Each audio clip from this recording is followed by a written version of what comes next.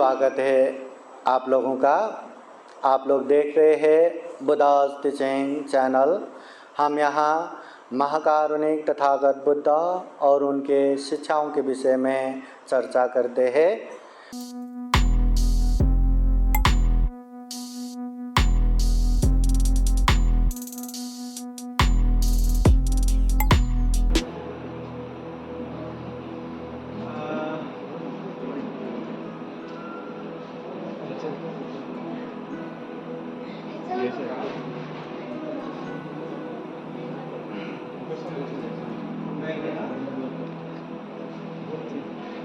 वंदना करते समय ओकार को वंदना से आता है ना, 3 बार ओकार को वंदना करते बोल के वंदना करते हैं। हाँ, शुरू।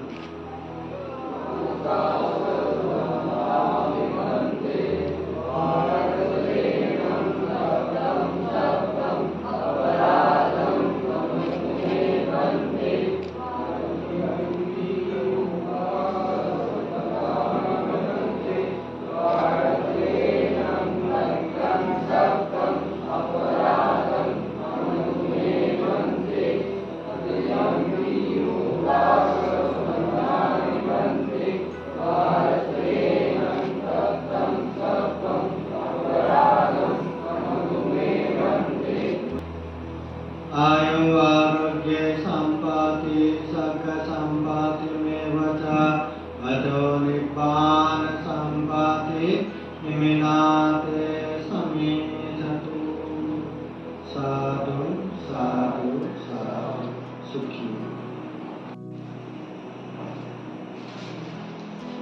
महाकारुणिक तथागत भगवान बुद्ध को त्रिवार वंदना। महाकारुणिक तथागत बुद्ध द्वारा जैसे सुवाख्यात धर्मों को त्रिवार वंदना। महाकारुणिक तथागत बुद्ध के आदि श्रावक संघ को त्रिवार वंदना। परम पूजनीय बोधिसत्व डॉक्टर बाबा साहब अम्बेडकर और आज यहाँ बुद्धलिनी बुद्ध विहार में उपस्थित पूजनीय भिक्षु संघ शामिलगण, श्रद्धा संपन्न बुद्धि संपन्न उपासक उपासिकाएं, आज विशेषतः ये बुद्धा's टीचिंग चैनल की तरफ से हम यहाँ बुद्धलिनी विहार में आए हैं। यहाँ विशेषतः पूजनीय भिक्षु विष्टानंद बोधि महाथेरू बंधु जी के नेतृत्व में और पूजनीय भिक्षु नागसेन स्थविर बंधु के कार्यकाल में यहाँ 35 स्थानीय लोग बनाया है अस्थायी राष्ट्र के लिए। और आज 4 तारीख है अक्टूबर का, कल 5 तारीख अस्तु विजयादशमी और धम्मचक्र का अनुप्रवर्तन दिन के रूप में भी लिया जाता है। तो इस उपलक्ष्य में हम यहाँ में बुद्ध हॉल में उपस्थित है और यहाँ सामने शामिलगण है। सब हाथ जोड़ के बैठिए और बोलिए साधु साधु साधु साधु साधु। जैसा मैं कहता हूँ आप लोग वैसे कहते हैं। सब पाप सकरणं सब पाप सकरणं कुशल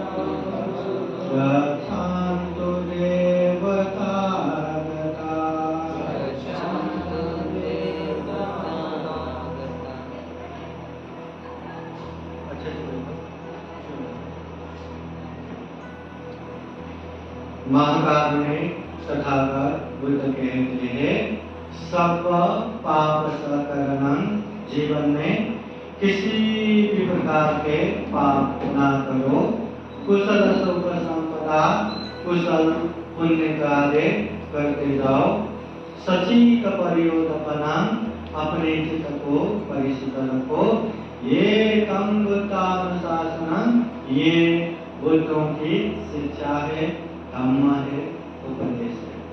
जो भी गलत है, अकुशल है, पाप है, वो नहीं करना। जो भी अच्छे है, पुण्य है, धम्म है, उसे करना और अपने चित्त को हमेशा शुद्ध रखना।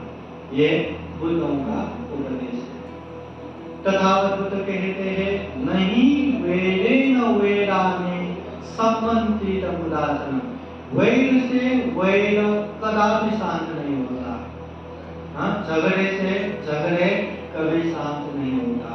अगर वैर को, अगर झगड़े को शांत करना है तो अवैर से ही शांत होता है, मैत्री भाव से ही शांत होता है। जब कोई झगड़ा करने आए और हम उसको बेचारा मूर्ख है, बेचारा अज्ञान है, उसका भी कल्याण हो, मंगल हो करे, हम शांत बैठेंगे तो झगड़ा जल्दी समाप्त हो जाएगा। नहीं, उससे मैं क्या कहूँ, हाँ वो ऐसा बोल रहा है तो मैं उसको और दो सुनाऊंगा और चार सुनाऊंगा, वो मुझे मार रहा है तो मैं उसको और दो मारूंगा, चार मारूंगा, ऐसा करते रहे तो छोटे से झगड़ा भी लोग का हाथ पैर तोड़ देगा, सर तोड़ देगा और किसी का जान भी चला जाएगा। इसलिए झगड़े कभी शांत नहीं होता, मैत्री भाव से ही शांत होता है। ये पहले से चले आए धम्म है।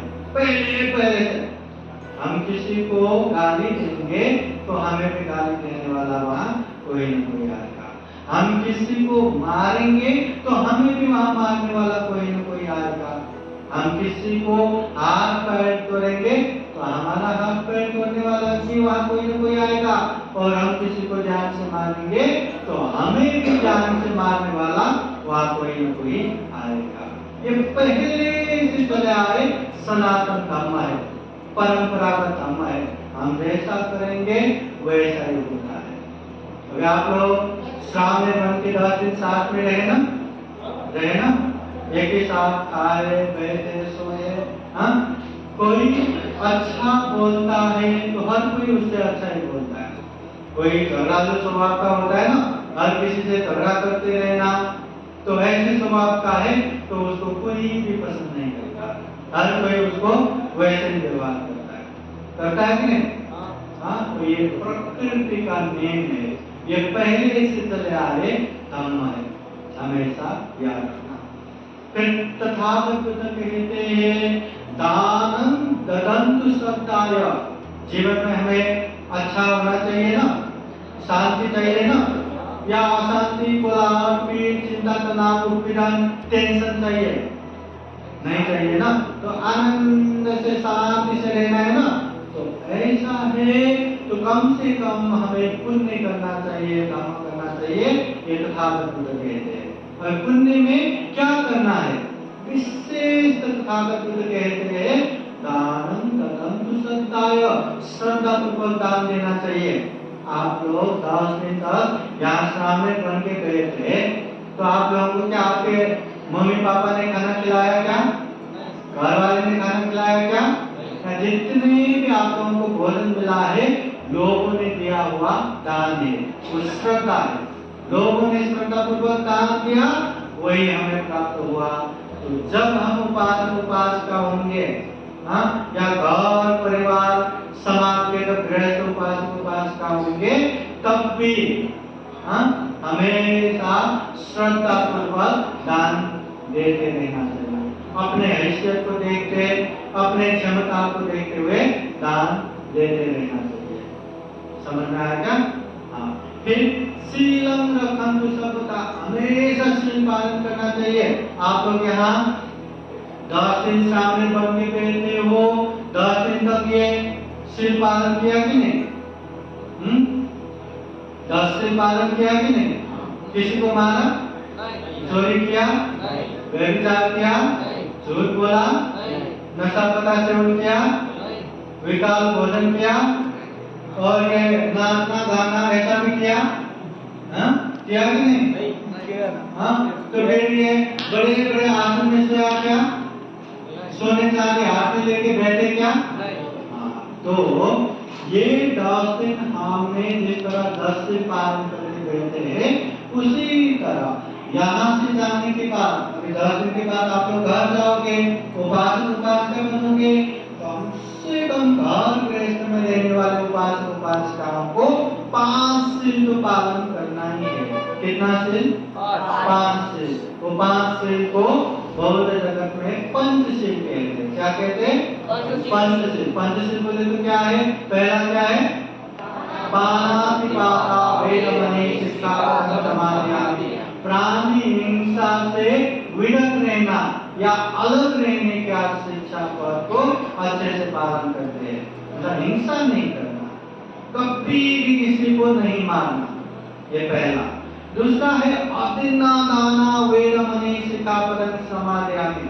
चोरी ना करने की शिक्षा पद को अच्छे से पालन करना है, कभी चोरी नहीं करना। चोरी का मतलब लोगों के घर में जाके पूरा फोड़ फाड़ के वो चोरी करके लाना, वही चोरी नहीं है। किसी का भी वस्तु बिना पूछे लेना, वो भी चोरी है। तो ऐसा चोरी काम कभी नहीं करना। फिर कामेषु मिथ्याचार वेदमणि शिक्षापदं समादयामि। काम, मिथ्याचार, व्यभिचार कभी नहीं करना। परस्त्री परपुरुष कभी गमन नहीं करना। परिवार में ईमानदारी के साथ रहना। फिर चौथा है मुसावादा वेदमणि शिक्षापदं समादयामि। असत्य, झूठ नहीं बोलना। असत्य बोलते हैं कि नहीं? पता बोलते हो कि नहीं? नहीं? मजाक में बोलते हो कि नहीं? मजाक में बोलते हैं ना, वो भी नहीं बोलना। क्योंकि मजाक में बोलो या सही में बोलो, झूठ तो झूठी है ना। किसी ने हमें खाना खिलाओ या हम खाओ, खाना तो खाना ही है ना। तो मजाक में भी झूठ बोलेंगे तो उसका भी पाप लगता है, उसका भी अवसर लगता है। तो मजाक में भी झूठ नहीं बोलना। समझ में आया? 5वां है सुरामेरय मद्यपमादज्ञान वेदमणि। अमल, नशा पदार्थ सेवन ना करने की शिक्षा पद को अच्छे से पालन करना है। नशा पदार्थ सेवन नहीं करना, दारू, नशा पदार्थ कुछ भी सेवन नहीं करना। यहाँ कौन नशा पदार्थ सेवन करते हैं? कोई करता है क्या? कोई करता है? नहीं। यहाँ से जाने के बाद भी कभी नशा पदार्थ सेवन नहीं करना, क्योंकि नशा पदार्थ करने से खुद का ही बदनामी होता है, खुद के शरीर की बीमारी का घर बन जाता है और खुद का विनाश हो जाता है।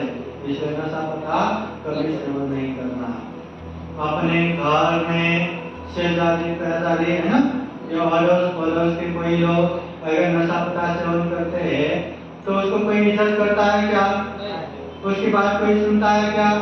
उसके घर में सुख शांति रहता है क्या? हमेशा झगड़ा कलह होते रहते हैं। तो इसलिए ऐसे नशा पदार्थ सेवन नहीं करना। तो तथागत बुद्ध कहते हैं ये 5 सील जो है गृहस्थ में रहने वाले उपासक उपासिकाओं को हर दिन पालन करना चाहिए, हमेशा पालन करना चाहिए। विशेष अवसर में ही नहीं, हमेशा। हमेशा, पता है ना, हमेशा का मतलब हमेशा। अगर आप लोगों ने ये 5 सील को आज के दिन अच्छे से पालन किया, अच्छा। 1 महीना तक अच्छे से पालन किया, अच्छा। 1 साल तक अच्छे से पालन किया, अच्छा। 10 साल तक अच्छे से पालन किया, अच्छा। 10 साल बाद भी अगर आप लोग एक भी सील बिगाड़ेंगे ना, उसके बाद आप लोगों को पाप होता है। 10 साल अच्छे से पालन किया और 10 साल के बाद किसी को मारा तो उसका पाप होता है। किसी का चोरी किया उसका पाप लगता है, व्यभिचार किया उसका पाप लगता है, झूठ बोला उसका पाप लगता है, नशा सेवन किया उसका पाप लगता है। इसलिए मैंने 1 साल पालन किया ना, मैंने 10 साल पालन किया ना, ये नहीं, ये हमेशा पालन करना चाहिए ये पंचशील। समझ में आया? फिर तथागत बुद्ध कहते हैं पावना मिलता तो ध्यान भावना करना चाहिए, साधना करना चाहिए। ध्यान भावना करने से क्या होता है पता है? अभी आप लोग यहाँ कामदेशना सुनने को बैठे हैं, सब लोग अच्छे से सुन रहे क्या? सुन रहे, समझ रहे? हाँ, अच्छे से समझ रहे? जितने अच्छे से आप लोग समझ रहे, जितने अच्छे से आप लोग बैठे हैं, उतना आप लोग का ध्यान एकाग्र हो रहा है। अगर ध्यान नहीं होता तो वहां देखेंगे, सामने वाले को खिचड़ी करेंगे, फिर मस्ती करेंगे, मजाक करेंगे, हंसते रहेंगे, वो ऐसे ही चलता है। पर ध्यान एकाग्र जिसका होता है वो ध्यान से बैठ के ये तथागत बुद्ध की वाणी है, मुझे अच्छे से सुना है, ध्यान से सुन के बैठता है। और जो सुने हुए उपदेश को समझ के बैठता है। जो व्यक्ति अच्छे से सुनता है, अच्छे से समझता है, वो पालन भी करता है। अभी जो अच्छे से सुनता ही नहीं, उसको क्या समझ में आएगा? और जिसको समझ में नहीं आए वो क्या पालन करेगा? इसलिए ये तथागत बुद्ध के धर्म को अच्छे से सुनना है, समझना है, पालन करना है। तो ध्यान एकाग्र रहा तो उसको ध्यान से सुन पाएंगे, ध्यान से समझ पाएंगे, फिर ध्यान से अच्छे से पालन भी कर पाएंगे। तो मन को एकाग्र करना चाहिए, उसके लिए ध्यान साधना करते रहना चाहिए। तथागत बुद्ध कहते हैं ये धम्म तो है सुनात तारे चरात धम्म। ये धम्म किसी ने भी बोला करके अरे वाह साधु साधु साधु करके आंख बंद करके स्वीकार करना नहीं है। तथागत बुद्ध कहते हैं मैं अर्थात बुद्ध ने कहा है करके भी आंखें बंद करके स्वीकार मत करो। हम बुद्धांग शरण गच्छामि जो बोलते हैं ना, बुद्ध की शरण में जाते हैं, बुद्ध के दासन को स्वीकार नहीं करते। क्या हम बुद्ध के दास बनने आए क्या? क्या हम धर्म के दास बन रहे क्या? क्या हम संघ के दास बन रहे क्या? नहीं, बुद्ध के शरण जाने का मतलब बुद्ध के जो गुण धर्म है वो हम भी पालन कर सके, उसका अनुसरण करना है, उसका अनुयायी बनना है, दास बनना नहीं है। इसलिए बुद्ध हमेशा कहते हैं मैंने कहा या बुद्ध ने कहा है करके भी आंखें बंद करके स्वीकार नहीं करना। धम्म ग्रंथ में उल्लेख हुआ है करके भी आंखें बंद करके स्वीकार करना नहीं है। हम इंसान है, क्या है? दुनिया में जितने भी प्राणी हैं वो सारे प्राणियों में हम सर्वश्रेष्ठ हैं। इसलिए हमें सर्वश्रेष्ठ मनुष्य जीवन कहते हैं। ये मनुष्य जीवन सर्वश्रेष्ठ है, दुर्लभ है, अमूल्य है। हमें चिंतन मनन करने की शक्ति है, विवेक बुद्धि है, प्रज्ञा है, हर चीज को अच्छा बुरा हम समझ सकते हैं। एक राजहंस, एक हंस रहता है, उसको दूध और पानी मिला के एक बर्तन में रख दिया ना, वो दूध पिएगा, पानी सब फेंक देगा। वैसे ही हम इंसान है। आप लोग सुनो, कोई भी बात है, कोई भी धम्म अच्छे से सुनो और वो सुने हुए धम्म में जो अच्छा लगा वही लेना है, वही पालन करना है। जो समझ में नहीं आया उसको साइड में रखना है। तो ये महाकाल में तथागत बुद्ध के धम्म है। इसलिए बुद्ध कहते हैं सुना, सबसे पहले सुनो, उसे धारण करो, चला कर उसको अच्छे से चिंतन मनन करो, जो अच्छा लगे उसको पालन करो, जो अच्छा नहीं लगे उसको साइड में रखो। ये बुद्ध का उपदेश है। समझ में आए? तो हाथ जोड़िए, बोले साधु साधु साधु।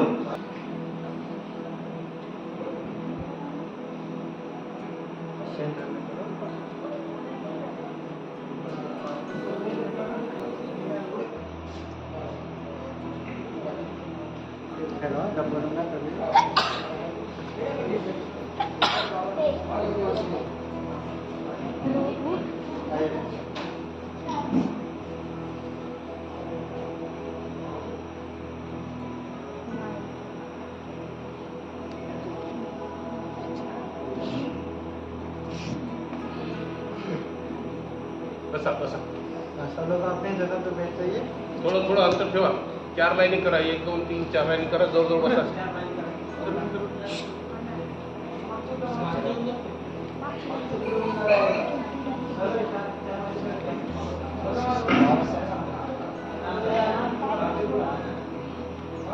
सब लोग साथ साथ बोलिए, साधु साधु साधु। प्रामुख्याने पूजनीय भिक्षु विश्रानंद बोधि महादेव पंडित जी यहाँ उपस्थित हुए हैं। पंडित जी ये बुद्धलिंग बिहार के प्रमुख है। साथ ही साथ यहाँ बुद्ध दयानंद जी बहुत बड़ा बिहार बना के पंडित जी वहाँ भी रहते हैं। और हर साल ये भी अशोक विजयादशमी के उपलक्ष्य में यहाँ बहुत सारे कुल पुत्रों को शामिल बनाते हैं। उसका प्रमुख उपाध्याय गुरु पंडित जी भी है। पंडित जी आए हैं। पंडित जी आप लोगों को कुछ संबोधन करेंगे और बुद्धलिंग चैनल में देख के संपूर्ण उपासक उपासिकाओं को भी संबोधन करेंगे।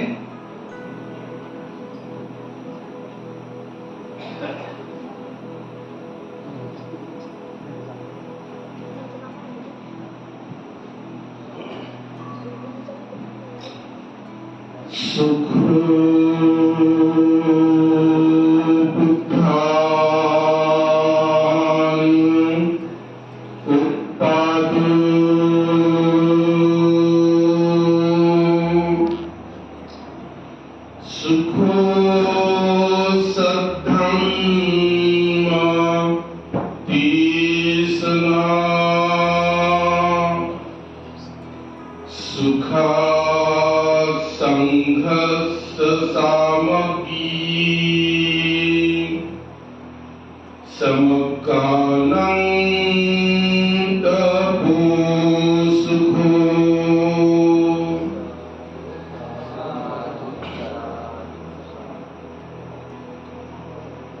भगवान बुद्ध ने श्रमण को, भिक्षु संघ को बुद्ध पुत्र कहा है। आप सभी जीवन में बुद्ध के पुत्र बने हैं और ये बहुत बड़ा पुरस्कार है। बुद्ध पुत्र बनना ये सबसे बड़ा पुरस्कार है। जो जो लोग इस पुरस्कार के लाभान्वित होते हैं वो लोग अपने कर्म को बहुत अच्छा बनाते हुए निब्बानं परमं सुखम, निब्बान परम सुख के मार्ग पर चलते हैं। सम्यक संबुद्ध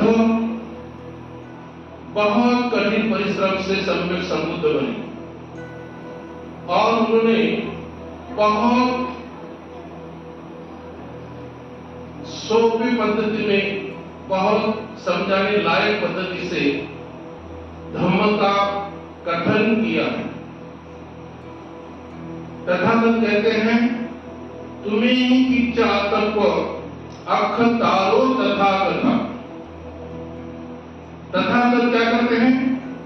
मार्ग का दर्शन करते हैं, मार्गदर्शन करते हैं, मार्ग बताते हैं कि इस मार्ग से चलोगे तो इस फल की प्राप्ति होगी, इस दुख से मुक्ति पाओगे। अब दुख से पीड़ित तो पूरा समाज है। क्यों दुख से पीड़ित है? क्योंकि जो नेचर धर्म है उसका आचरण नहीं होने जा रहा है। अपने दिल से जैसा ही बर्ताव करते हैं तो वो धर्म का आचरण नहीं होता। निसर्ग और धर्म कुछ ज्यादा भेद नहीं है। अभी हम देखते हैं सवेरा होते ही सभी पशु पक्षियां जागृत होती हैं, आवाज लगाती हैं और दाना चुगने के लिए निकल पड़ते हैं। तो कभी देखा आपने कि किसी पक्षियों को, किसी पंछी को जगाने के लिए जाना पड़ रहा है? किसने जगाया किसी पक्षी को? नहीं जगाया। तो खुद ही जाग जाते हैं। इसका मतलब उनको धर्म का नियम मालूम हो गया कि हमको सवेरे उठना चाहिए, सवेरे हमको दाना चुगने के लिए बाहर निकालना चाहिए। वैसे ही इंसान के बारे में भी है, लेकिन इंसान बहुत आलस में डूबते जा रहा है और आलस में रहने की वजह से ही बहुत सारी बीमारियां उस आदमी को झेलना पड़ता है। रात को बहुत समय तक जागना और सवेरे बहुत समय तक सोना, ये निसर्ग के विरुद्ध है। निसर्ग कहता है बहुत जल्दी सोना और सवेरे बहुत सूरज निकलने के पहले जागना। तो इस नेचर का जो ऑक्सीजन है वो हमें सवेरे में मिल जाता है और सवेरे की सूर्य किरण में बहुत बड़ी ऊर्जा होती है और उस ऊर्जा के हम लाभान्वित होते हैं, इसलिए बहुत सारी बीमारियां दुख निकल जाता है। भगवान बुद्ध ने विषयों को बहुत अच्छी तरह से समझाया। विषयों को बताया कि भिक्षु तुम्हें ही किच्चा तप अख तारो तथागत। हे भिक्षु, तुम्हें ही मार्ग से चलना है। मैं जो कुछ मार्ग बताने जा रहा हूं उसी मार्ग से आपको चलना है।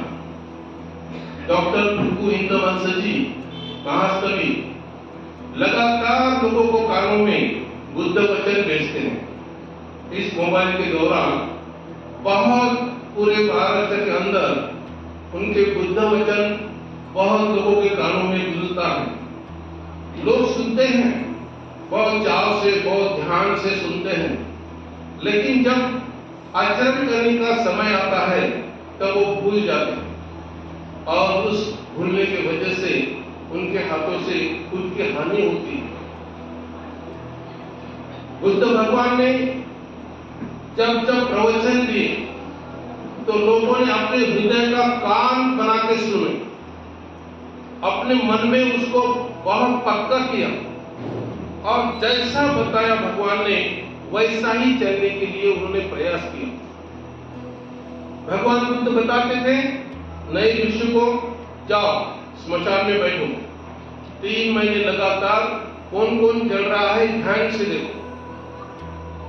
तो उसमें बूढ़े लोग भी मरे हुए दिखाई देते हैं, तरुण लोग भी, बहुत अच्छे सुंदर औरत भी, बहुत बूढ़ी औरत भी।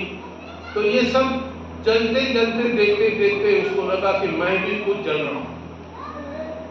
जब खुद जल रहा है इसकी अनुभूति उसको हो गई, तब उसने क्या बोला मुख से?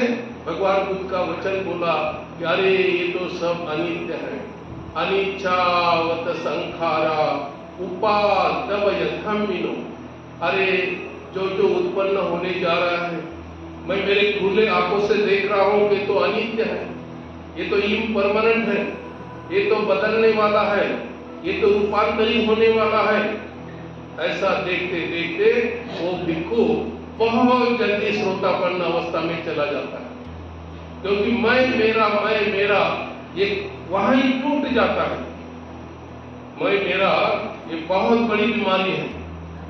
हर रोज आदमी शीशा में देखता है कि मैं कैसा हूं, मैं देखते रहता है। थोड़ा भी बाल सफेद हो गया भागते जाता है मेडिकल स्टोर में और उसको काला करता है, बोलता है नहीं मैं अभी तक बूढ़ा नहीं हूं, मैं बूढ़ा ना बनना नहीं चाहता, मुझे हमेशा के लिए तरुण अवस्था में रहना। तो ये अपने प्रति आसक्ति बढ़ाता है, बहुत आसक्ति, बहुत आसक्ति। और मेरा की आसक्ति, ये जो है ये सब मेरा है, ये घर मेरा है, ये जमीन मेरा है, ये मेरा है, धन मेरा है, पुत्र मेरा है, ऐसा मेरा मेरा करते रहता है। लेकिन बुद्ध भगवान क्या कहते हैं? कुत्ता मत्थी धन मत्थी इति बालान विहन्यते अतहि अतनो नथी कुतो कुत्ता कुतो धन।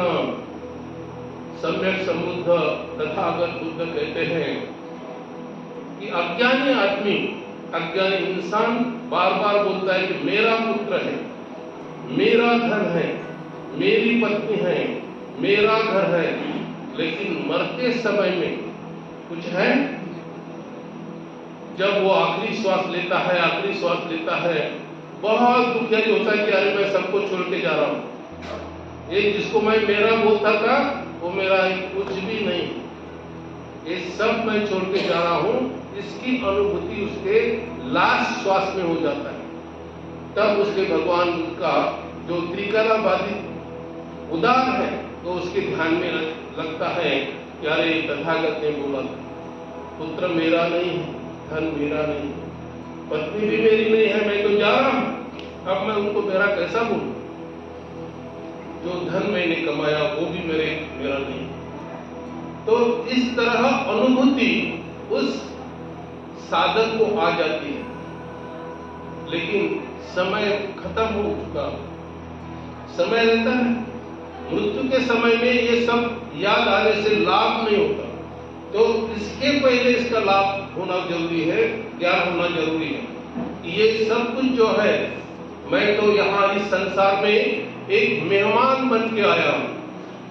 जैसे तुम मेहमान बन के आते हैं, कोई धर्मशाला में रुकते हैं प्रवासी बन के, तो धर्मशाला तुम्हारा घर होता है क्या? नहीं। तुम धर्मशाला में जाके रुकते हैं, एक रात रुकते हैं, 2 रात रुकते हैं, तीसरी रात तुमको छोड़ना ही पड़ता है। इसी तरह इस संसार में तुम आए हैं मेहमान बन के, तो तुम कितने दिन रहे हैं? कोई 1 साल रहता है, 1 साल में ही चला जाता है, कोई भी बीमारी से, कोई एक्सीडेंट से, कोई 2 साल, कोई 20 साल, कोई 30 साल, कोई 40 साल, कोई 50 साल, 80-90 साल तक रहता है, लेकिन मेहमान जैसे। और एक दिन उनको जाना ही जाना होता है। तो हमारा जो अज्ञान है वो अज्ञान नष्ट करने का प्रयास तथागत सम्यक संबुद्ध करते हैं, और हम उस अज्ञान में डूबे रहते हैं। और भगवान बुद्ध हमें जागृत करते रहते हैं, जागो जागो जागो। और बुद्ध भगवान ने सभी धर्मों से जो अलग बात कही वो है कि इसी धर्म में, इसी जन्म में निब्बाणं परम सुखं लाभ होता है। जन्म मृत्यु जन्म मृत्यु जन्म मृत्यु, न जाने कितने जन्म लिए और कितने बार मृत्यु हुई, इसकी कोई गिनती नहीं। तो मुझे इससे रुकना है। सिद्धार्थ गौतम राजकुमार ने गृह त्याग में यही संदेश दिया सभी को कि जागो, मैं जो गृह त्याग करने जा रहा हूं इसलिए करने जा रहा हूं कि मुझे बार बार मरना नहीं, और बार बार माँ के हृदय में, पेट में 9 महीना 9 दिन, कभी कभी 10 महीना रहते हुए और बहुत पीड़ा से जन्म लेना, मैं अभी और बहुत दुख में रहना, ये मैं करना नहीं चाहता। मुझे मुक्त होना है, बार बार जन्म से, बार बार मृत्यु से मुझे मुक्त होना है। और उसी मुक्त के लिए सिद्धार्थ गौतम ने 3 महल को छोड़ दिया, बहुत अच्छी धर्म पत्नी को और जस जन्म में आए हुए राहुल जी को, और अपने सभी परिवार को, माता पिता बहन भाई को, सबको छोड़ के चले गए। इसलिए कि मुझे बार बार मरना नहीं और मुझे बार बार जन्म लेना नहीं। तो इस तरह से प्रियजन, आप भी सतत और जागरूक होते जाओ। आप इस धुंध में, आपको ध्यान में नहीं आता, जन्म लेने के बाद विद्या आरंभ कर देते हैं, विद्या ले लिया कि नौकरी ढूंढते हैं, नौकरी ढूंढने के बाद शादी करते हैं, शादी के बाद बच्चे जन्म देते हैं, और उसके बाद एक दिन बूढ़े होते हैं और एक दिन मर जाते हैं। तो ये जो चक्र चल रहा है, उसी चक्र को भेद करके उसके आगे जाना है। इसलिए लोग भगवान बुद्ध के चरण में आते थे और बोलते थे कि भगवान, इस दुख से हमको बचने के लिए हमको भी प्रवज्ञा दीजिए, हमको ये जन्म मरण से हमको मुक्त होना है, तो हमको प्रवज्जित कीजिए, और हम उस प्रवज्ञा लेके सभी साक्षात देखेंगे और जन्म मृत्यु के चक्कर से रुक जाएंगे। तो श्रमण प्रवज्ञा इसलिए हम बार बार देने जा रहे हैं औरंगाबाद में कि लोगों के मन में ये ऊर्जा कभी ना कभी उसके मन में जागेगी और वो भगवान बुद्ध के सही मार्ग पे चल के अपना ध्येय, उचित ध्येय प्राप्त करेगा। 40 साल से हमारा लगातार प्रयास शुरू है। 40 साल पहले यहाँ कुछ भी नहीं था, रास्ता भी नहीं था, एक झाड़ भी नहीं था, एक पौधा नहीं था। इस कंडीशन में यहाँ हमने पांव रखे और 40 साल लगातार लोगों को यहाँ बुलाते गए। सभी जाति धर्म के लोग आते गए और यहाँ के जो कुछ राजकीय क्षेत्र में है, पॉलिटिक्स में है, राजकारण में है, समाज कारण में है, धर्म कारण में है, सभी लोग आने लगे और आज 6-7 लाख लोग पूरे औरंगाबाद के सभी नगरों में से और पूरे औरंगाबाद के आजू बाजू के जिले के सभी नगरों में से लोग आने लगे। पूरे महाराष्ट्र के लोग भी आने लगे और नागपुर कई लोग जाते और कई लोग बोध गया बुद्ध लेनी औरंगाबाद में आए। तो इस तरह से ये पॉइंट लगातार चालू है। अभी तक हर साल में 100-150 श्रमण, बुद्ध जयंती और ये धम्म चक्र अनुप्रवर्तन महोत्सव पे आयोजित होते हैं और इस तरह से दीक्षा लेके बहुत शांति से अपने घर जाके और अध्ययन कंटिन्यू करते हैं और विधि संस्कार भी करते हैं और अपना खुद का आचरण भी बहुत बढ़िया से बनाते हैं। तो मैं उम्मीद करूंगा कि आप सभी लोगों का कल्याण के लिए भिक्षु संघ दिन रात प्रयास कर रहा है, तो आप भी जल्दी से इस मार्ग पर आरूढ़ हो जाइए और आपका कल्याण साध।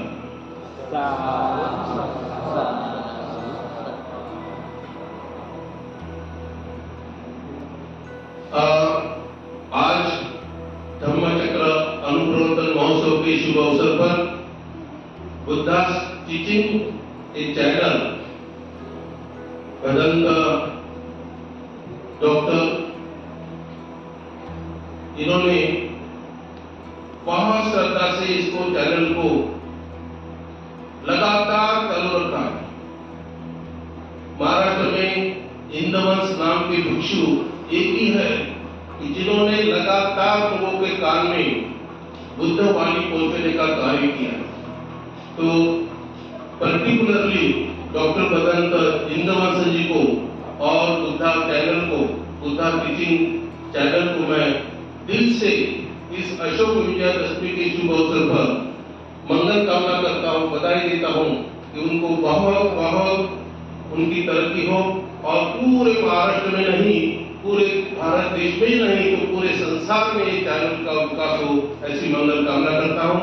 सभी आशीर्वाद देंगे। भवतु सर्वमंगलं रक्षन्तु सर्वदेवता सर्वबुद्धानुभावेन सदा सुखी भवन्तु ते।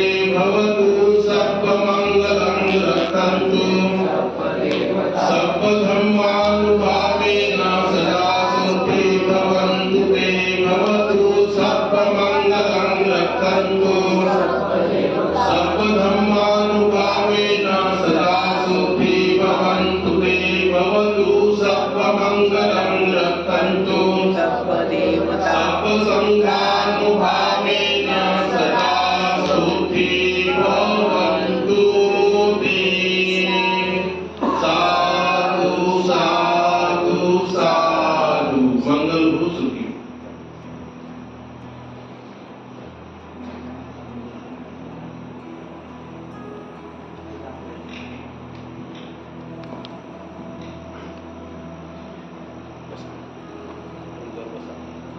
या तुम्ही पण या.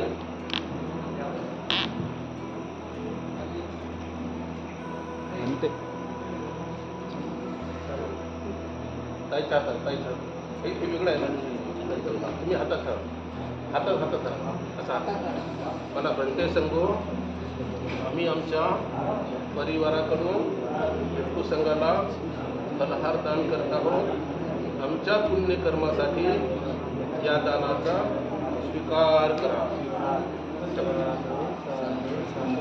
भिक्षू संघ आशीर्वाद द्या. भवतु सर्वमंगलं रक्षन्तु सर्वदेवता सर्वभूतानुभावेन सदा सुखी भवन्तु ते. भवतु सर्वमंगलं रक्षन्तु सर्वदेवता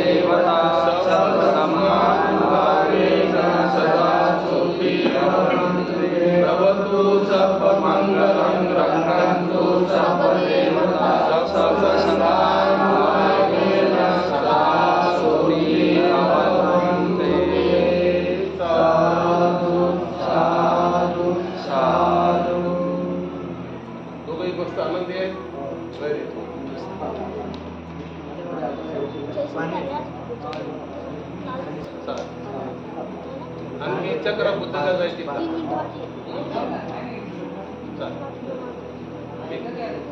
झाले 8-10 दिवस झाले. सगळे शिबिर वगैरे लागून. आणि आता 10 तारखेला बनतेजी खूप विद्वत्तापूर्ण तुम्हाला गोष्ट सांगणार आहे. तर भगवान बुद्धाच्या जीवनातली सुंदर गोष्ट आहे का? शांत चित्ताने पूर्णपणे साधू साधू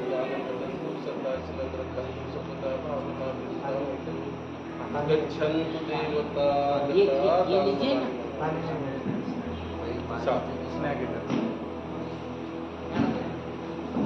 ठीक है, मैं पानी लाता आपके लिए.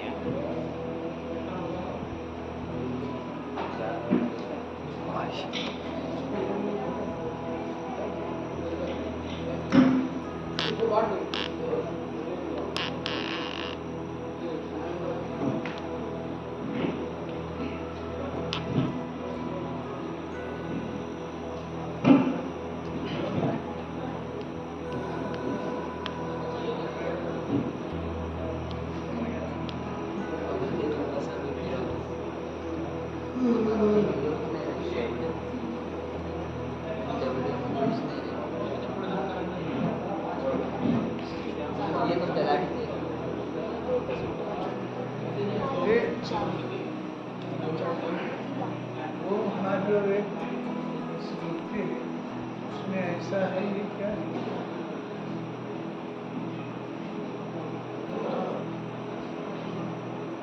सब लोग हाथ जोड़िए और बोलिए साधु साधु साधु.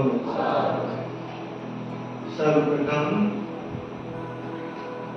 अशोक विजयादशमी और धम्म तत्व अनुप्रवर्तन दिन 5 अक्टूबर 2022. इस दिन के अवसर पर संपूर्ण मानव मात्र के हित कल्याण और सुखी निरोगी का बहुत बहुत कामना करते हैं. अशोक सम्राट ने बहुत सारे राज्यों को मार के जीत के एक विजय बना, पर मन में कभी शांति नहीं मिला. और आज के दिन ही ये बुद्ध के उपदेश सुन के हिंसा को त्याग के बुद्ध धर्म में विकसित हुआ. इसलिए आज के दिन को अशोक विजयादशमी कहते हैं. ये जो यहाँ शूटिंग हो रहा है, ये कौन से चैनल का? Buddha's teaching. Buddha's teaching channel. मेरा नाम क्या है पूछ रहे थे ना? अभी गुरु जी ने नाम बताया. क्या नाम बताया? Induan. Indonesia's Mahathir. Doctor Bhadanta Indravansh Mahadev. और हम एक बुद्धा's टीचिंग चैनल चलाते हैं. और ये चैनल के तरफ से बहुत सारे बौद्ध कार्यक्रम हो, बौद्ध धम्म परिषद हो, प्रवचन हो, परित्राण हो, बुद्ध धर्म से संबंधित बहुत सारी बातें ये चैनल में दिखाते हैं. और आप लोगों को पता है आज के दिन में ये चैनल में 1500 वीडियो कंप्लीट हो रहा है. बोलिए साधु साधु साधु. 1500 का मतलब पता है? इतना वीडियो कंप्लीट हो रहा है. तो इसके विषय में भी ये बुद्धा's टीचिंग चैनल की तरफ से जो बुद्ध और बुद्ध की शिक्षाओं से संबंधित जो निरंतर धम्म वीडियो प्रकाशित हो रहा है. आज 1500 वीडियो धम्म वीडियो कंप्लीट हो गया. इस शुभ अवसर पर सभी का कल्याण हो, मंगल हो, सुखी हो, निरोगी हो और हमेशा बुद्धा's टीचिंग चैनल से आप लोग जुड़े रहिए. आप देखिए, अपनों को दिखाइए, बुद्ध वाणी आप सुनिए, दूसरों को सुनाइए. आओ हम सब मिलके महाकारुणिक तथागत बुद्ध के मानव हित कल्याणकारी धर्मों को घर घर पहुँचाए, घर घर पहुँचाए. साधु साधु साधु. समन्ता चक्रवालेषु अत्र गच्छन्तु देवता सदामङ्गुलिराजस्य शृण्वन्तु सर्गमुखदम् धम्मश्रवणकालो अयं वदन्तः धम्मश्रवणकालो अयं वदन्तः धम्मश्रवणकालो अयं वदन्तः नमो तस्स भगवतो अरहतो सम्मा सम्बुद्धास्स नमो तस्स भगवतो अरहतो सम्मा सम्बुद्धास्स नमो तस्स भगवतो अरहतो सम्मा सम्बुद्धास्स। सर्वप्रथम महाकारुणिक तथागत बुद्ध धम्म और संघ को त्रिवार वंदना करते हैं। परम पूजनीय बोधिसत्व डॉक्टर बाबा साहब अम्बेडकर और आज के विशेष कार्यक्रम में उपस्थित संपूर्ण पूजनीय भिक्षु संघ, श्रावणगण, श्रद्धा संपन्न, बुद्धि संपन्न उपासक उपासिकाएं। इस दुनिया में जितने भी लोग हैं, जितने भी इंसान है, ऐसा कोई एक व्यक्ति भी नहीं मिलता जो कहते हैं कि हमें तो दुख पसंद है, हमें तो अशांति पसंद है। जितना टेंशन आता है उतना मजा आता है, कोई नहीं है। दुनिया में जो भी है सब लोग सुख चाहते हैं, शांति चाहते हैं, आनंद से जीना चाहते हैं। और वो शांति से जीने के लिए भले ही वो अशांति प्रदान कर जाता है ना।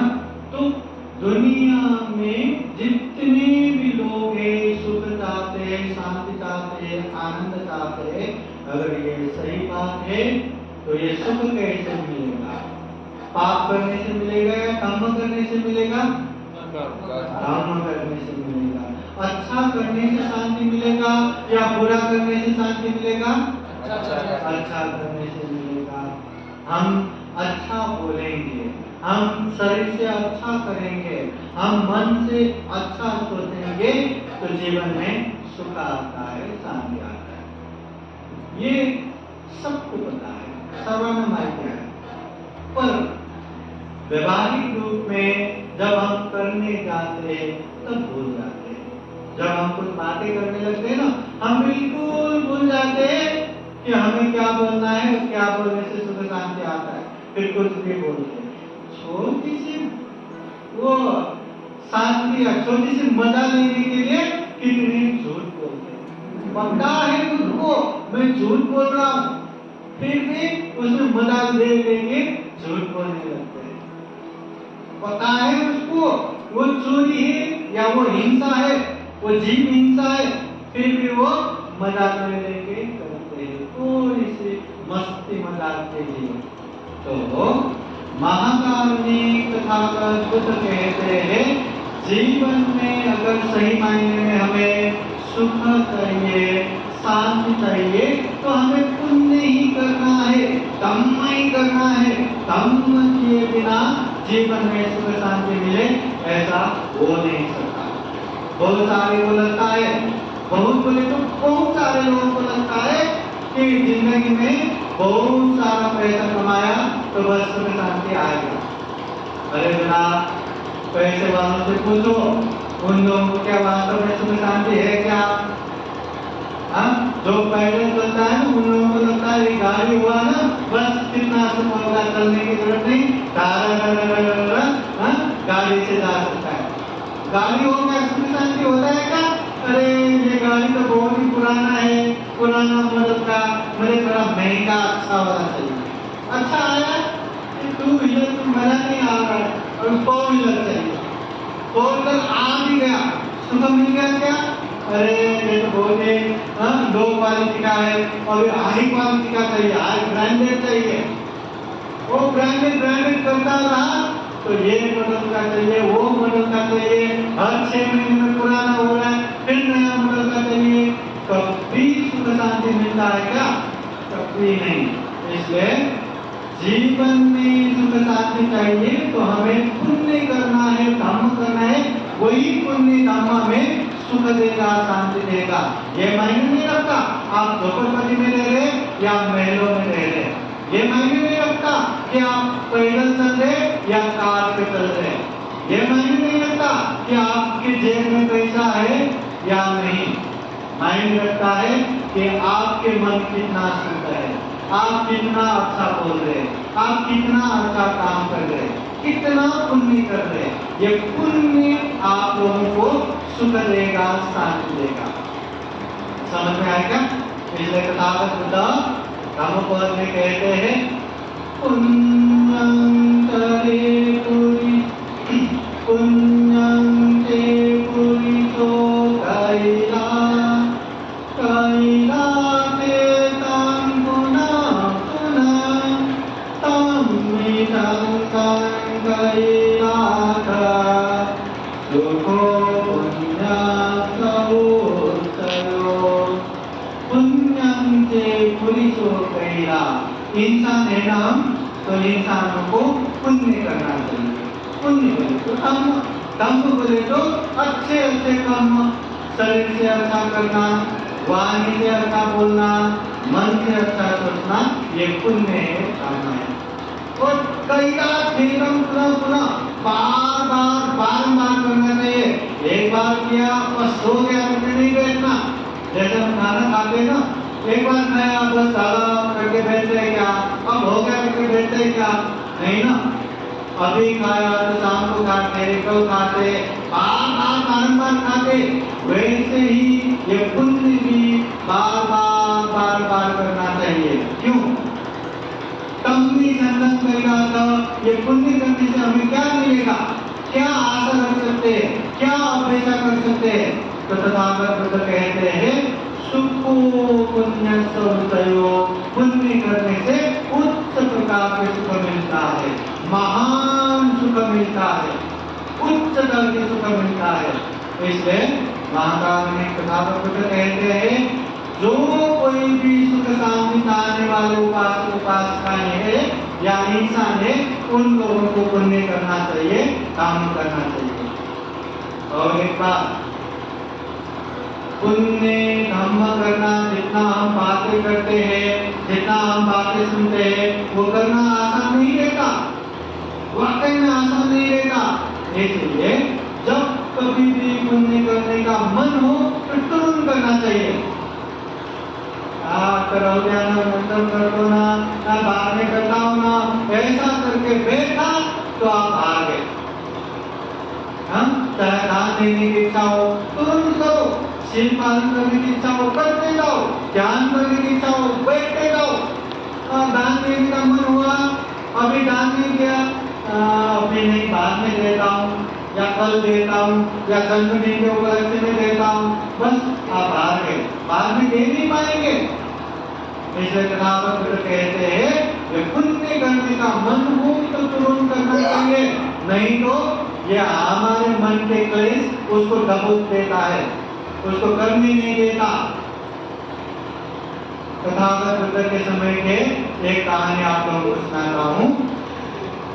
महाकाल में तथागत बुद्ध के समय में श्रावस्ती नगर में बहुत सारे उपासक उपासिकाएं रहता है, बहुत सारे लोग रहता है। उसमें से बहुत सारे लोग पैसे वाले धनाढ्य भी है और बहुत सारे लोग गरीब भी है, एकदम गरीब भी है।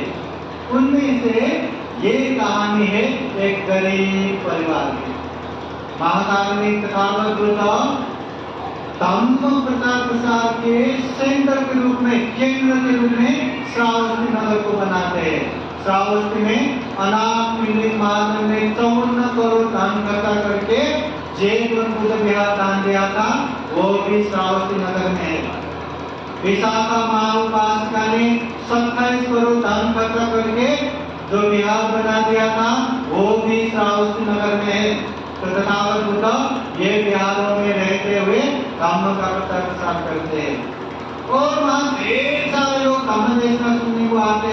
उनमें से श्रावस्ती नगर में एक परिवार रहता था, एक ब्राह्मण, उसका पति पत्नी दो ही है, हाँ दो ही। और उन समय में जाने के लिए जैसे शर्ट ऐसा ओढ़ के जाते हैं ना, ऐसा ऐसा ही है जिसे पानी में साधक कहते हैं। उन दोनों परिवारों में एक ही साधक था, वो ओढ़ने वाला एक ही था। और बाहर जाने के लिए कभी पत्नी बाहर गया तो पति घर में, और पति बाहर गया तो पत्नी घर में, मतलब एक ही, इतना गरीब। तो उन दिनों वो लोग भी बिहार में जाते थे, उपदेश सुनते थे, और उपदेश सुनने को जाते तो उपोषण के दिन में दिन भर रात भर ये प्रवचन ये वो चलता रहता है। तो उपोषण के दिन में वो लोगों ने क्या किया, दिन भर वो उपासिका वो जाके प्रवचन सुन के आया, और वो वापस आया तो वही साधक लेके वही बोलनी लेके रात को धम्म देशना सुनने के लिए वो ब्राह्मण गए। अभी रात को महाकाल में तथागत बुद्ध धम्म देशना दे रहे, और धम्म देशना में दान के विषय में बोल रहे, दान ददम तो श्रद्धा पूर्वक दान देना चाहिए। हम अच्छे से श्रद्धा चित्त से त्याग चित्त से दान देंगे तो उसका पुण्य बहुत ज्यादा रहता है। पहले हमने अच्छा किया था, अभी अच्छा हो रहा है, अभी अच्छा करेंगे तो बाद में भी अच्छा होगा। पहले हमने कुछ अच्छा नहीं किया इसलिए अभी अच्छा नहीं हो रहा है, अभी अच्छा नहीं करेंगे तो बाद में भी अच्छा नहीं होगा। इसलिए ये पुण्य करना चाहिए, धम्म करना चाहिए, दान देना चाहिए, ऐसा उपदेश दे देते। वो उपदेश सुन के ब्राह्मण के मन में भी बहुत ही श्रद्धा चित्त उत्पन्न हो गया, त्याग चित्त उत्पन्न हो गया, दान देने का मन हो गया। अभी दान ऐसे ही दे पाएंगे क्या? दान देने के लिए 3 अंग परिपूर्ण होना चाहिए। एक तो दान देने की श्रद्धा होना चाहिए, दूसरा दान देने की वस्तु होना चाहिए, तीसरा दान देने वाला होना चाहिए। अभी वहाँ दान देने की इच्छा भी है, श्रद्धा भी है, दान देने वाला स्वयं तथागत बुद्ध है, तो दान देने के लिए कुछ नहीं है, और बेचारा बहुत ही गरीब है, अब दान दे तो क्या दे?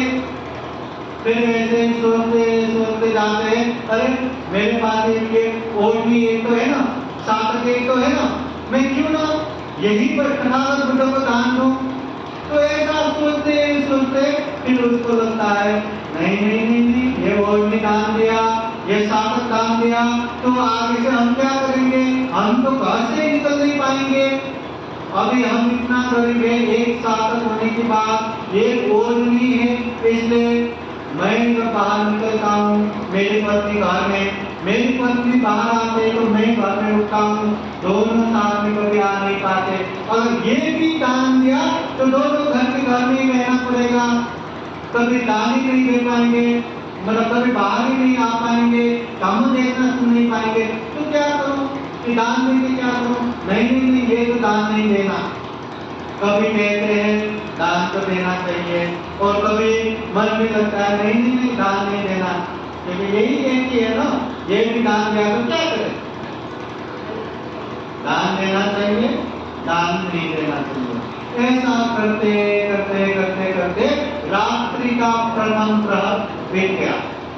फिर धम्म देशना सुनते द्वितीय प्रहर में फिर उसको लगा अरे दान तो देना ही चाहिए, तथागत बुद्ध को फिर दान देने का मौका मिले न मिले, अभी दान देने की इच्छा भी है, दान देने वाला तथागत बुद्ध भी है, दान देने के लिए ये सब ये ओढ़नी है, ये दान दिया तो न जाने कितना मेरा कल्याण होगा, चलो दान देता ही हूँ।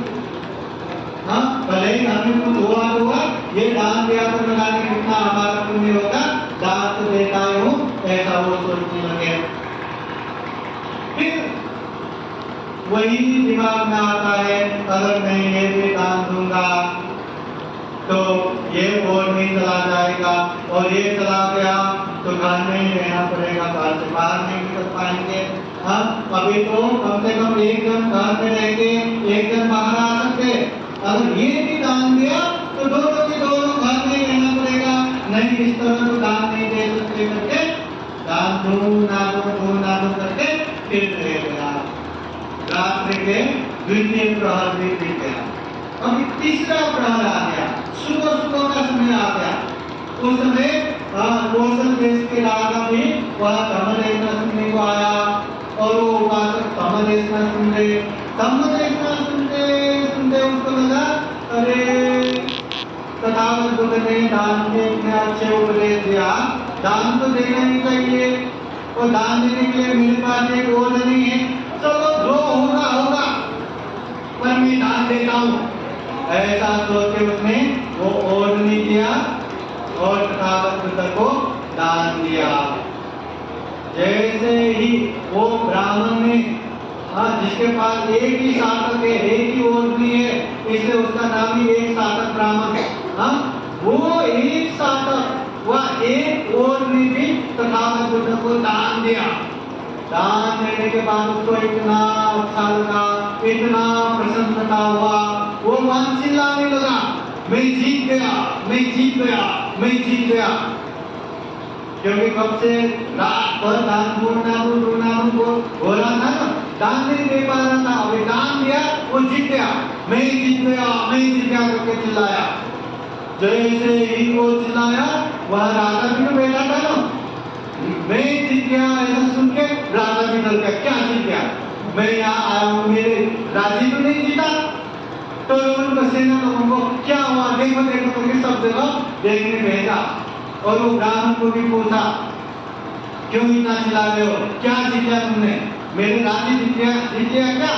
वो कहते नहीं नहीं नहीं नहीं मैंने राज्य नहीं जीता। फिर इतना क्यों चिल्ला रहे हो, क्या जीता? तो वो कहते मैं रात भर तथागत बुद्ध के उपदेश सुन के दान दो ना दो हो रहा था, मैंने लोग को जीत के अभी दान दिया, इसलिए मैंने लोग को जिता करके मैं जीता करके मैं अंदर से उद्गार के रूप में मैं चिल्ला रहा हूँ। तो ये सुन के राजा को भी लगा देखो जिसके पास कुछ नहीं है, एक साधक ही है, वो एक साधक भी दान दिया, ये छोटे मोटे दान नहीं है, ये बहुत बड़ा दान है। राजा खुश हुआ तो उसने तुरंत चलो अभी तुम्हारे पति पत्नी को 2 साधक चाहिए ना, तो राजा ने अच्छे क्वालिटी का 2 साधक उन लोगों को दे दिया। वो ब्राह्मण के मन में इतना श्रद्धा उत्पन्न हो रहा था कि वो 2 साधक आया ना, वो भी उसने कुछ नहीं सोचा, वो भी भगवान बुद्ध को दान दे दिया। फिर राजा सोचते अरे मैंने उसके पति पत्नी के लिए करके 2 साधक दान दिया, अपने लिए नहीं सोचा, वो भी दान दिया, ये तो सही में बहुत अच्छे हैं, क्या चित्त वाले हैं, चलो इसका कल्याण करना चाहिए करके तुरंत 4 साधक दान दिया राजा ने। फिर 4 साधक दान दिया तो उसके मन में इतना श्रद्धा उत्पन्न हो रहा था, वो भी भगवान बुद्ध को चढ़ा दिया। फिर राजा ने 8 साधक दान दिया, वो भी भगवान बुद्ध को चढ़ा दिया। 16 और भी वो साधक दान दिया, वो 16 भी भगवान बुद्ध को चढ़ा दिया। फिर राजा ने 32 साधक दिया, तब वो उपासक को होश आया अरे राजा मुझे दे दे और मैं सभी के सभी चला रहा हूँ, ऐसा नहीं। उसने 2 साधक उसमें से निकाला और 30 साधक भगवान बुद्ध को चढ़ाया। तो राजा बहुत खुश हुआ, इतना त्याग, जिसके पास नहीं है वो करने बहुत बड़ी बात है, जिसके पास है वो तो करते ही है, पर जिसके पास नहीं है उसको करने के लिए कितना श्रद्धा कितना त्याग चाहिए, और ये कर रहा है बहुत बड़ी बात है, चलो इसकी कल्याण करना चाहिए करके राजा ने मखमली का बहुत बड़ा कपड़ा 2 कपड़ा भी दे दिया। तो वो दिया तो उसने क्या किया, वो ब्राह्मण ने एक बड़ा वो एकदम अच्छी क्वालिटी का मखमली का वो बड़ा कपड़ा वो भगवान बुद्ध के कुटी के सामने ऊपर रख दिया मच्छरदानी की तरह, और ये अपने घर के बाहर जो पूरी ने भिक्षुसंग भिक्षा करने आने के बाद वहां थोड़ा आराम करते वो घर के बरामदा में लगा दिया। जब राजा आके वो देखता है भगवान बुद्ध के वो बुद्धि के ऊपर का ये वो देखता है, तो राजा कृष्ण जी को प्रसन्न होता है। तो ऐसे लोगों की कल्याण करना चाहिए करके राजा ने उसको सभी चीज सर्व चतुष्क दान दे दिया। सर्व चतुष्क बोले तो सभी चीज चार प्रकार, चार जैसे हाथी 4, घोड़े 4,456, 4 पुरुष, 4 महिला, 4 दास और 4 गांव, 4,000 का साबुन, सोने का सकरी, ऐसा हर चीज 4 के हिसाब में उसको दे दिया। तो इतना पाने के बाद वो तो श्रीमंत हो गया, हाँ वो तो बड़ा बन गया। फिर वो आराम से अपना बाकी के जीवन काम करके जीने लगा। एक बार भिक्षु संघ में चर्चा हो रहा था, अरे वो एक साधक ब्राह्मण जिसके पास एक ही साधक था, उसने भगवान बुद्ध को ऐसे दान दिया और उसके बदले में तुरंत राजा ने ऐसे दान दिया। सारे चीज 4 के हिसाब से, 4 हाथी, 4 घोड़े, 4 स्त्री, 4 पुरुष, 4 दासी, 4,000 का साबुन, 4 गांव, ऐसे हर चीज 4 दिया करके भिक्षु लोग बातें कर रहे थे। तब भगवान बुद्ध आ गए और भगवान बुद्ध पहुंच के भिक्षुओं से पूछते, भिक्षु क्या बातें हो रही? तो कहते हैं भगवान एक साधक ब्राह्मण के विषय में हम बात कर रहे हैं, उसने दान दिया और उसको तुरंत उसका प्रतिफल मिल गया। तो उस समय महाभारत में तथागत बुद्ध कहते हैं, अगर वो ब्राह्मण ने रात्रि के प्रथम प्रहर में ही जैसे इच्छा हुआ ना दान देने का, तब भी दान देते तो सर्व चतुष्क नहीं, हर चीज 16 के हिसाब से मिलता था। 16,000 सोने का अवसर पे 16 गांव, 16 हाथी, 16 घोड़े, 16 स्त्री, 16 पुरुष, 16 दास, 16 दासी, ऐसे हर चीज 16 मिलता था। रात्रि के प्रथम प्रहर में इसने दान नहीं किया। अगर रात्रि के द्वितीय प्रहर में भी दान देता तो हर चीज उसको 8 के हिसाब से मिलता था। 8 घोड़े, 8 हाथी, 8 दास, 8 दासी, 8,000 सोने का असर पे, 8 गांव, ऐसे 8 के हिसाब से मिलता था। पर रात्रि के द्वितीय प्रहर में भी उसने दान नहीं किया। रात्रि के तृतीय प्रहर में दान दिया, अंतिम प्रहर तृतीय प्रहर में दान दिया, इसलिए उसको 4 के हिसाब में ही मिला। इसलिए तथागत बुद्ध कहते हैं, ये दान देने का सब मन हो तुरंत दान देना चाहिए। बाद में करूंगा, ये नहीं करना चाहिए। वो ब्राह्मण ने तुरंत दान देते तो उसके 4 गुना ज्यादा मिलता था। अगर द्वितीय प्रहर में भी दान देते तो 2 गुना ज्यादा मिलता था। मगर तृतीय प्रहर में दान तो दिया उसने, पर सारे चीज 4 के हिसाब में उसको मिल गया। इसलिए तथागत बुद्ध कहते हैं, दान देना चाहिए। जब भी दान देने का मन हो तुरंत दान देना चाहिए। पुण्य करना चाहिए, जब भी पुण्य करने का मौका मिले तुरंत करना चाहिए। बाद में करूंगा, ऐसा नहीं करना चाहिए।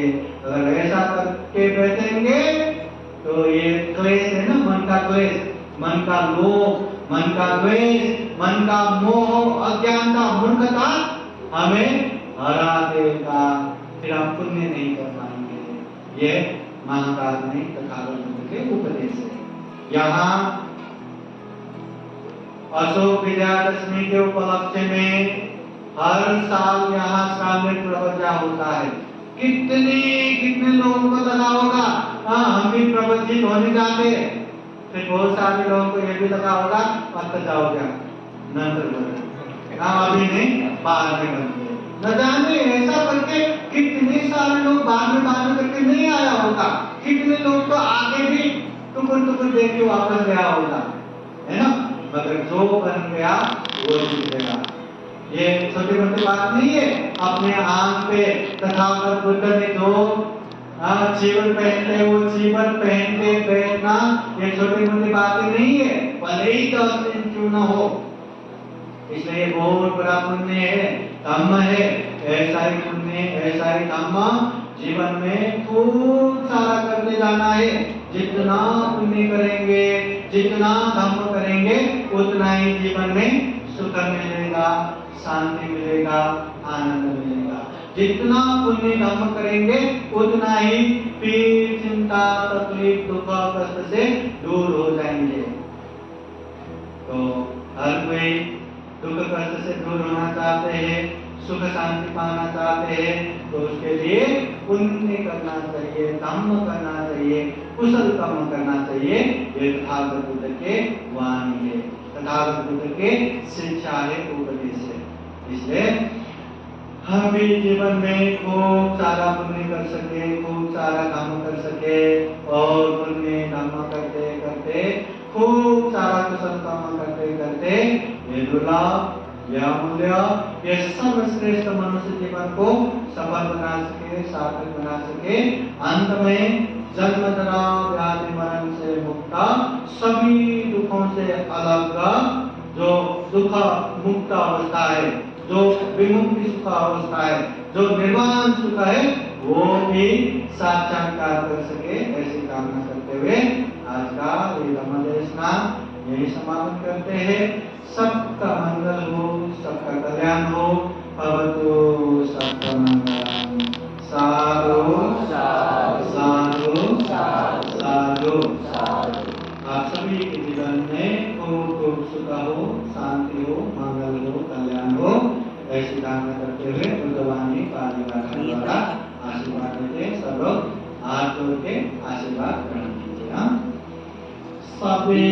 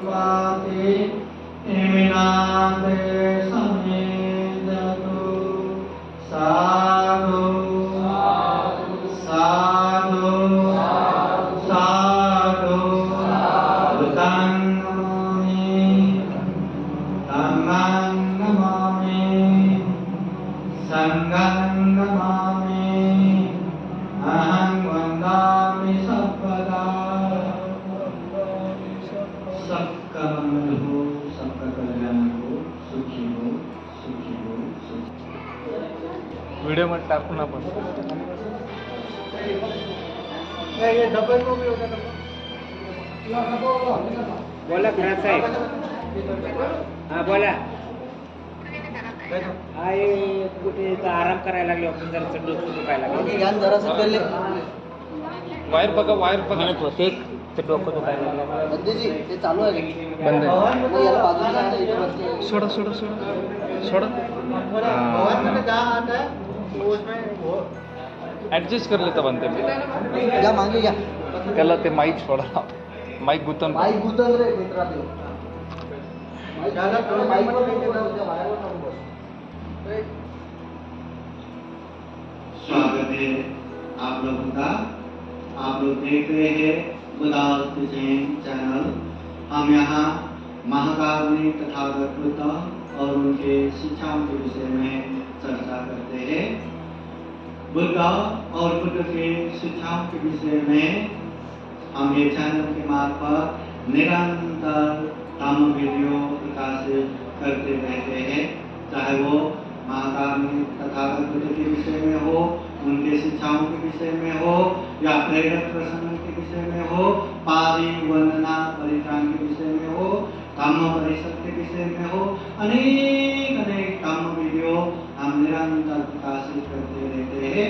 और आज विजयादशमी के उपलक्ष्य में, अशोक विजयादशमी के उपलक्ष्य में हमारे चैनल के 1500वां वीडियो परिपूर्ण होता है।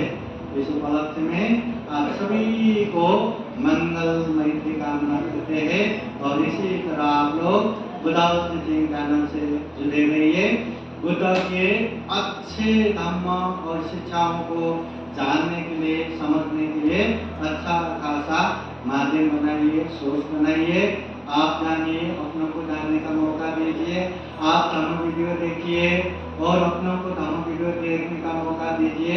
बुद्ध और के धम्म को जान के, समझ के, पालन करके ये जीवन को सफल बना सके, सार्थक बना सके, यही कामना करते हैं। 1500वां वीडियो परिपूर्ण उपलक्ष्य में आप सभी को खूब सुखी हो, मंगल हो, कल्याण हो, ऐसी कामना करते हैं। संपूर्ण प्राणी मात्र के सुख, शांति, मंगलमय के कल्याण कामना करते हुए बुद्धवाणी पादी गाथा द्वारा पूजनीय भिक्षु सामनेगण आशीर्वाद देते हैं। सवेतियो विवर्धन्तु सर्वरोगो विनाशतु माते भवतु अन्तरायो सुखी दीर्घायुको भवतु सर्वमङ्गलं रक्षन्तु सर्वदेवता सर्वभूतानुभावेन सदा सुखी भवन्तु ते। भवतु सर्वमङ्गलं रक्षन्तु सर्वदेवता सर्वधर्मानुभावेन सदा सुखी भवन्तु ते।